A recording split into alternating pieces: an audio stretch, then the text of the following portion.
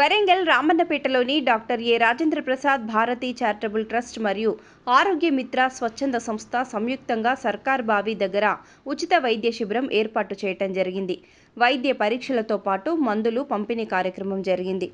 ఈ ఉచిత వైద్య శిబిరంలో దాదాపు 50 మంది స్త్రీ పురుషులు, పిల్లలకు తదితరులకు అందరినీ పరీక్షించి ఉచిత మందుల పంపిణీ చేయడం జరిగింది.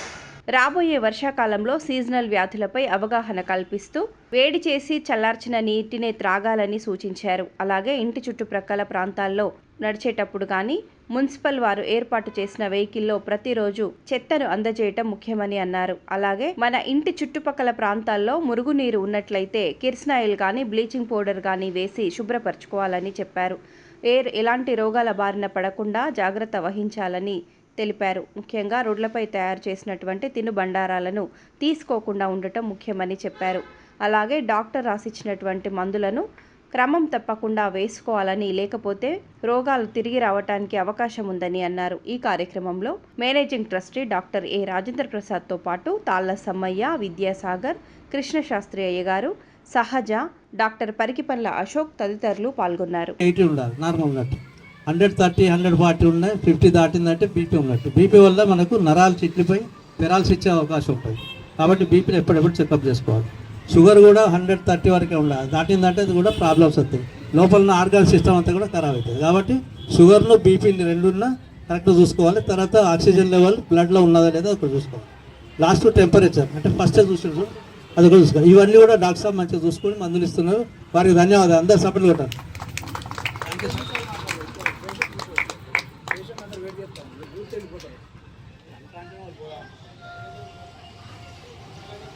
వరంగల్ రామన్నపేటలోని doctor A Rajendra Prasad Bharathi charitable trust ఆధ్వర్యంలో ఈరోజు మా సంస్థ ట్రస్ట్ ద్వారా మరియు ఆరోగ్య మిత్ర స్వచ్ఛంద సంస్థ సంయుక్తంగా ఈరోజు కాశీపురలోని ఇక్కడ ఉన్నటువంటి స్కూలు, పాత స్కూలు అనుకుంటా, ఆ ప్రాంతం లోపల ఉచిత వైద్యం దాదాపు 50 మంది దాకా చూడటంతో పాటు పరీక్షలు చేయడంతో పాటు మందులు కూడా ఉచితంగా ఇవ్వడం జరిగినది.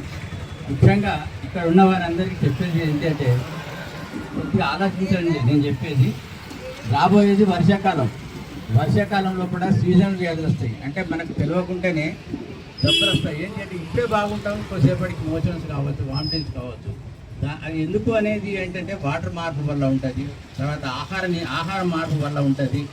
ముఖ్యంగా వర్షాలు పడ్డప్పుడు ఏమవుతుందంటే ఈగలు, దోమలు ఇటువంటి రకరకాలటువంటి క్రిమికీటకాలు మనం తినే ఆహారం పైన పడుతుంది. కాబట్టి ముఖ్యంగా నేను చెప్పేది అంటే వేడి చేసి చల్లార్చి తాగండి. తర్వాత వీలైతే ఎప్పటికెప్పటికీ వేడి ఆహారం తినడానికి ప్రయత్నం చేయండి. మళ్ళీ తింటూరా అంటే తినేటట్టు కడుపు ఇచ్చేటట్టుగా తినండి. కడుపు బాగా ఇబ్బరంగా కనుక తినేంటే మీకే ఇబ్బంది అయ్యి గ్యాస్ వచ్చి, అసిడిటీ వచ్చి దానివల్ల ఏదో హార్ట్ బీటింగ్ ప్రాబ్లం అయిపోయింది. డాక్టర్ దగ్గరికి పోతే 30-40 ఖతం చేస్తారు. కాబట్టి మితంగా తినండి. ఒక్కటికి 4 సార్లు తినండి. కొద్దిగా 4 సార్లు తినండి. ఒకేసారి కడుపు నిండా తినకుండా ఉండండి. తర్వాత ఇంకొకటి ముఖ్యంగా ఏంటంటే పొద్దున లేవగానే మీరు ఆడవాళ్ళు పని చేస్తాను మేము అనుకుంటాను, కానీ మీరు కూడా కొంచెం దూరం వాకింగ్ చేయడం చాలా శ్రేయస్కరం. రోడ్ల మీద నడవకండి. రోడ్ల మీద నడవడం వల్ల మీకు అర్థమవుతలేదు. దుమ్ము తూలి మీ ముక్కులకు పోతుంది.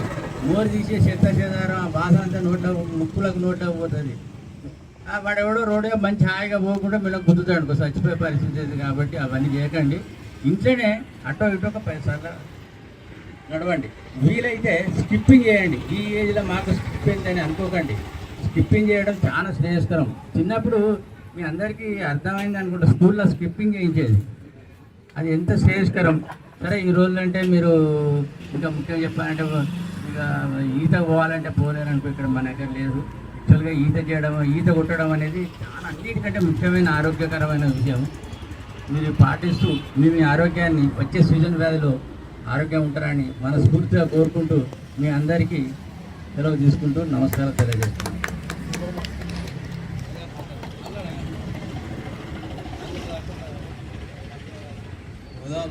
మనం సర్వదేహాన్ని అనిష్టేది. మన యొక్క దేహము పంచభూతాలతో నిండి ఉంటుంది. కాబట్టి మనం చేసే సఫలీకృతమైన దేహానికి ఉదయకాలము వేడి నీళ్ళతో స్నానం చేయడం కాదు. వేడి నీళ్ళు లోపలికి పంపించాలి. వేడి నీళ్ళు లోపలికి పంపించడం వల్ల మన దీర్ఘాయువు అభివృద్ధి అవుతుంది. మన లోపల ఉన్న క్రిమి కీటకాలు మూత్ర విసర్జన ద్వారా బయటికి వెళ్ళిపోతుంది. కాబట్టి దయచేసి వేడి నీళ్ళు ఉదయం కాస్త టీ తాగకుండా ఉంటే మంచిది. అది